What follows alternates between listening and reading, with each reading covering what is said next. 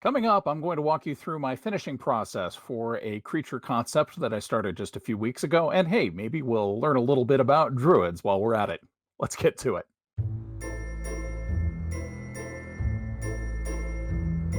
Hey everybody, I'm Lee, the somewhat musty and moldy brain behind Grimmleighs Fiends, and welcome to the channel. Really appreciate you checking out all the creepy cool content that I've been posting for the last month. I cannot even believe it's been a month already, but it's been a pretty amazing month, so thank you for that as well. Just a few weeks ago, I started a creature concept of a tree man druid for a friend of mine who had asked if I would draw his D&D character for him. And you can see a time lapse of the rough process I used to come up with the general idea of where I wanted to go with this creature. Now that my friend Jackson has signed off on the concept, we're ready to move forward. So I'll be showing a time lapse of the last part of the process where I put in all of the details and start blocking in the color all the way through to the finished product, which I'm actually very, very happy with. And while I'm talking, I'll throw in some anecdotes about druids because they were here. They were real, or at least the Romans seem to think so. So the first thing I did was import my original sketch, the original concept, and I used an overlay with a new layer to be able to put in my details.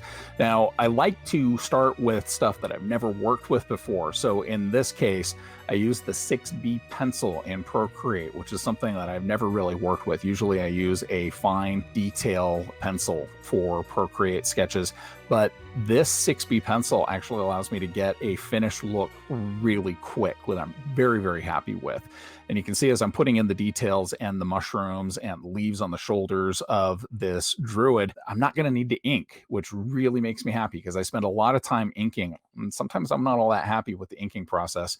In the upper corner there, I just turned off my source picture that I was using for inspiration for the background. I just went down to a local park that's by a river here in my neighborhood and took a couple of pictures. And it's always good to work from source pictures, even if it's something that you don't end up using ultimately, because it just kind of grounds you in reality, which is important. So the character was inspired largely by Groot from Guardians of the Galaxy and from Treebeard from the Lord of the Rings movies, books, comics. I also looked at the Treekin from some of the fantasy role-playing games that are out there. And even though the Treekin are usually a lot larger than this, it kind of feels like a Treekin character to me.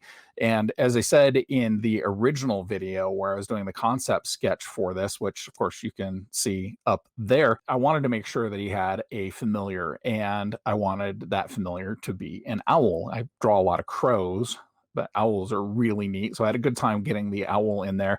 And then I don't know why I decided he needed a loincloth, but he's got a big leafy loincloth. And then when it came into the chest cavity, I started having a really good time because I wanted branches and pieces of vegetation that kind of look like internal organs. And it's a little bit on the creepy side, but it works for this character. What is it that animated him? What is it that put him here in this situation where he's doing what druids do? And what exactly did druids do? We do have a historical perspective for druids and druidism.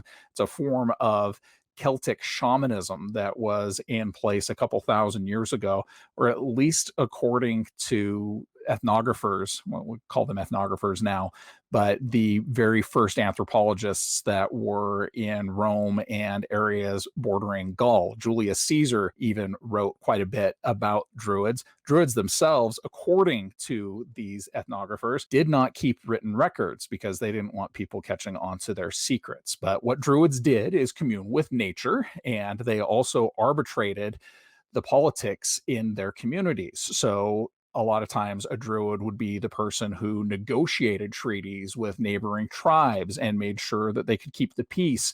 They also could be women, and they had the same rights as men. Now, there's a lot to be said about druidism, and I'm not going to get into great depth with it because I really don't know a ton about it. And this is a fantasy druid anyway. So whatever this character does is probably completely separated from what the Celtic druids of old did.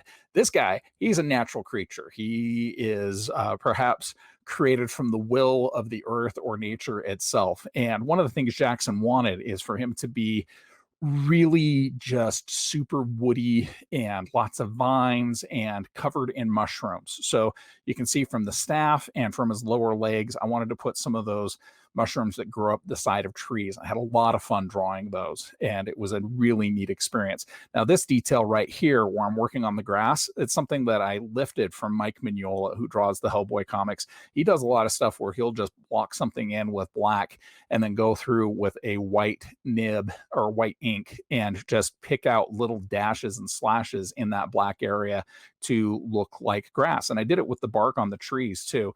I'm really, really happy with this process. It's something new. And I'll be talking about this on the channel all the time when I'm talking about the art process. You always want to challenge yourself, because if you get too caught up in your comfort zones as an illustrator or a painter, you're going to stagnate. You need to keep growing. You need to keep working on your craft, because that's ultimately what this is. Treat it like a craft, treat it like a trade, treat it like something that you're never going to be a master at. You'll always continue to grow, and you'll always continue to challenge yourself. Here's another new layer where I'm working in the colors. I'm blocking the colors in. I'm using the multiply setting on this layer so that I can paint directly onto the layer as a transparency without losing any of the impact of the color. So the first thing I did was block in my primary colors, and now I'm going through and doing highlights for this Druid character. Doing all of this with an airbrush setting. I will be working on masking soon. That's one of those areas I've always been intimidated with. So through the power of YouTube and the Society of Visual Storytelling, I'll be tackling those fears head on. That's another thing we need to do too, is tackle those things that we're uncomfortable with as craftspeople, as artists. You always want to level up your adventure and your adventurer in games. You want to do the same thing with your skills that you have in the real world. So now I'm working on a little bit of green tinting, because this drawing is very, very green. Lots of natural hues, lots of natural tones have been worked into the piece, whether it's browns, greens. It's important that I carry that through. So putting some green moss on the rocks, putting some green on the wood on the Druid himself. And then I start shading, and the shading is kind of a dusky purple indigo tone, and it just naturally pulls some of the detail together so that it's a little more cohesive. And I'm also using the blending tool quite a bit too, so that I don't have a lot of sharp lines. Now, right about here is where I started blocking in the background. The highlights needed to come in on the Druid, and I was getting intimidated by trying something new with the background detail for the Druid.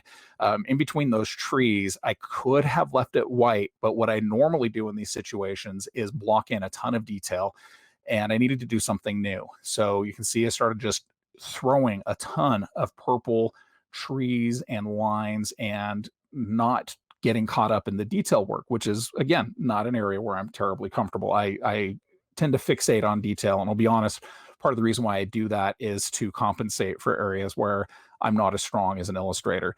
So not blacklining the trees is new territory for me, and it was fun. It was really fun to pull myself out of those comfort areas. So in the areas in between the trees, I just left a lot of dashes and a lot of rough territory, and then I started working with the hues and the contrast to see where the color area of the background was going to end up. And this is where it ended up. I'm really happy with it too. It worked out great. Another new thing that I've never done is putting in a magic effect. I usually tend to overdo it with my magic effects. Here, I just put a new layer in and played with it until I got the effect that I wanted, and then doing some highlights on the face to reflect that, and getting the eye detail to also reflect that.